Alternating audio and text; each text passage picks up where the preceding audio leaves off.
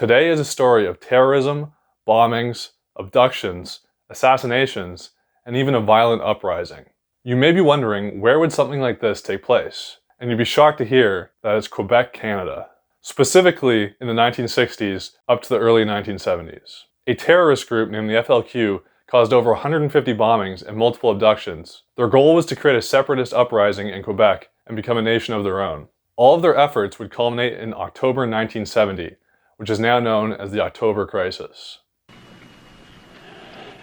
Well, it was shock and consternation, I believe, that all Canadians have learnt of the death of Mr. Pierre Laporte, who was so cowardly assassinated by a band of murderers. Okay, so to explain French separatism in Quebec is a pretty complicated subject, which goes back very far. But I'm going to try to briefly go through why there is a separatist attitude in Quebec and why this group tried to cause an uprising of sorts. Prior to 1763, which was the end of the 7 Years' War, North America was divided up into several colonies. And the main two competing forces were the British and French Empire. And this explains why certain places in America, such as New Orleans, have a French heritage. Because at this time, it was actually controlled by the French Empire. Now, the 7 Years' War was a conflict between the English Empire and the French Empire, which ended in 1763. The British Empire were the winners, and essentially all the North American land that was French was given over to the British. Specifically, New France, which is what we know as today as Quebec. So right from the very start, you can see why there would be seeds of separatism, because they were essentially taken over by the British and were now part of the British Empire. Now that's the foundational information, but looking at when the events of this story take place, which is in the 1960s, there's a different context. So with the Industrial Revolution, Quebec kind of lagged behind and was behind the greater Canadian economy. And this wasn't on purpose. The Canadian government aligned with British ideals and English ideals and did not align with the French-speaking people of Canada. So since the interests were in that of the English-speaking people, Quebec was often left behind and not considered.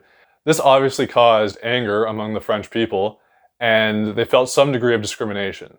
It was true that the policies that were passed were mostly in favor of the English-speaking residents of Canada. So with this discrimination, the French population's desire to separate from Canada became higher and higher. And this wasn't just economical differences, it was also cultural differences. Obviously, the people in Quebec spoke French and had French culture, and the people in the rest of Canada were of British culture and spoke English.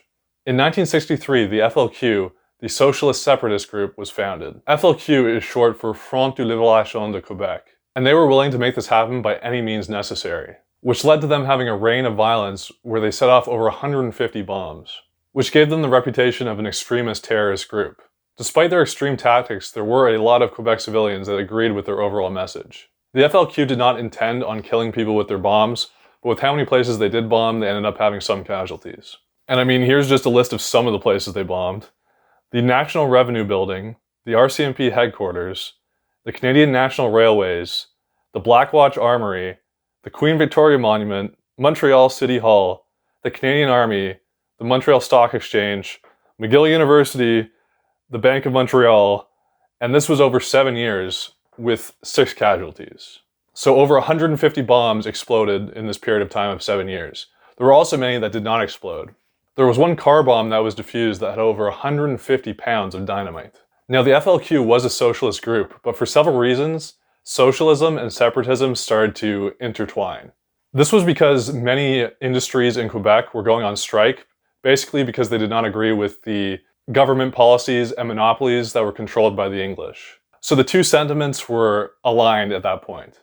So it became somewhat a scenario of workers versus the government, and this ultimately helped the FLQ's message. But they were the group that was willing to resort to violence. Not everyone in Quebec wanted to resort to violence. The majority of the French population who agreed in separatism wanted to do so through political means. Near the end of the 60s, the separatist groups that were part of the political system did not gain power.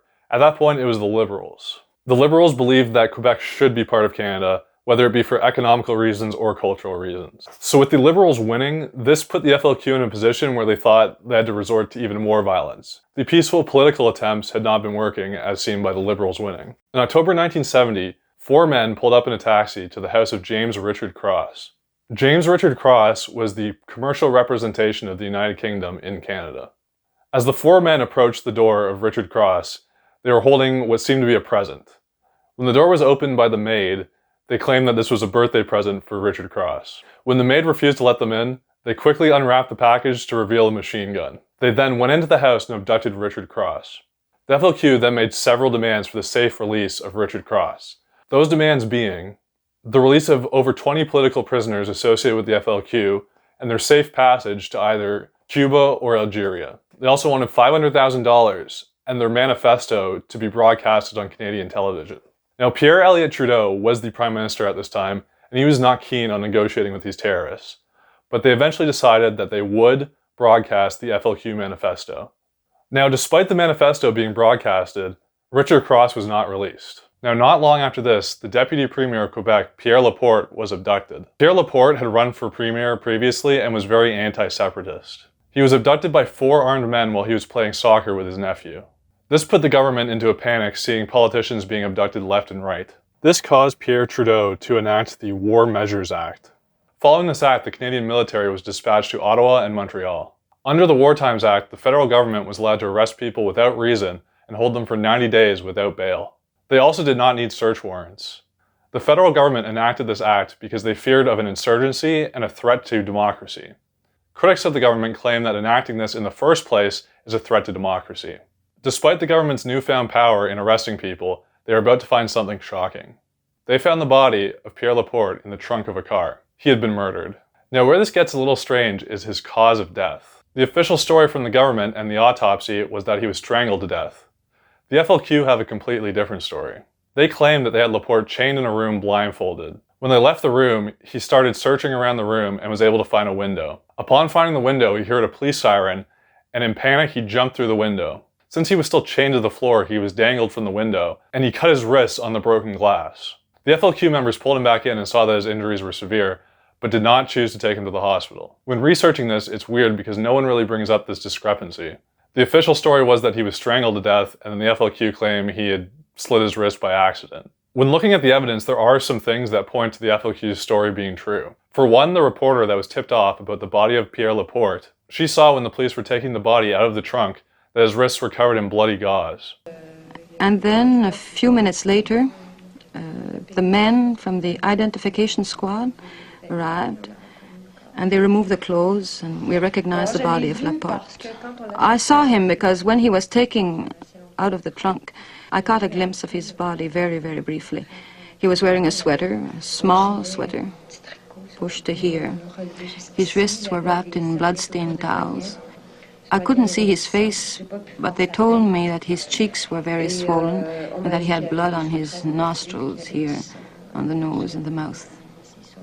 Also, in news footage of the house where Pierre Laporte was kept, it's clear that the window is completely smashed. Regardless of if it was an accident or not, the FLQ claimed they assassinated him, and in the eyes of everyone else, he was assassinated by the FLQ.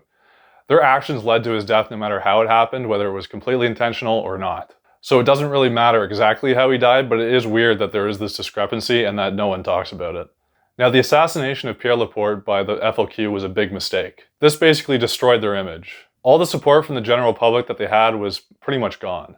They now saw the FLQ as just terrorists who committed murder. The assassination of Pierre Laporte was condemned on all sides of the political spectrum. Now, you may have forgotten, during all of this, they still had not found Richard Cross. Eventually, they started to negotiate with the FLQ once more. They agreed to let the captors of Richard Cross leave with their family to Cuba safely without being arrested. And this is essentially what happened. They let the captors go, and Richard Cross was released. When he was released, he was in good health and was not injured at all. And as for the captors of Pierre Laporte, they were found and arrested and thrown in jail for the rest of their lives. And with these arrests, the FLQ members claim that this was a foreign government arresting them in their free country of Quebec. Obviously, at this point, people were not sympathetic with this view, and Quebec was definitely still part of Canada. So the big question today is, was the War Times Act justified? At the time when it happened, the general public was mostly in support of the act, and still to this day, most politicians stand by it. Other people claim that when governments take control, they always do it in the guise of helping their people, and this is why they were so fearful of these rights being taken away during this act. I think looking back, it was a bit of a panicked decision, and they thought the FLQ was a lot stronger and bigger than they were. And in the end, it did not stop the assassination of Pierre Laporte. So the military being called in and people's civil liberties being taken away was probably uncalled for, but in the end, nothing really bad happened. The government didn't suddenly take control and democracy was ruined. They just went back to normal afterwards. So it's up for debate whether it was the right decision or the wrong decision. So if you enjoyed this video, please like and subscribe. I'll be releasing more videos on topics I find interesting and try to find some obscure details and obscure stories that people haven't heard of. This one was relatively popular, but still, for some reason, people don't know this part of Canadian history.